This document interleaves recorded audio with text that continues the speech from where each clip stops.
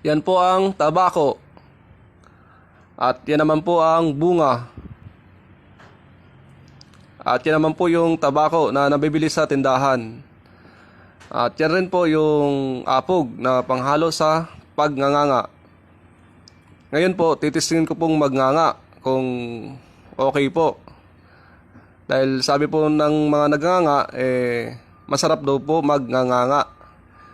Pero sa aming mga hindi po nagnganga, iba daw po ang lasa. Matapang daw po sa panlasa.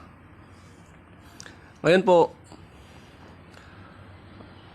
pag-alo-aloin ko po ang nganga, tabako, at apog. At akin pong titistingin kung ano po ang lasa. Subukan na po natin.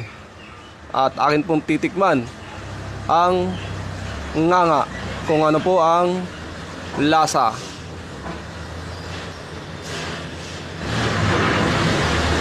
Ngayon po, okay naman po yung lasa sa una, pero habang tumatagal po tumatapang. Kaya akin pong inuluwa, hindi ko po kayang maghanga. So, ganun po pala ang lasa ng nganga, matapang. Matapang po pala nga.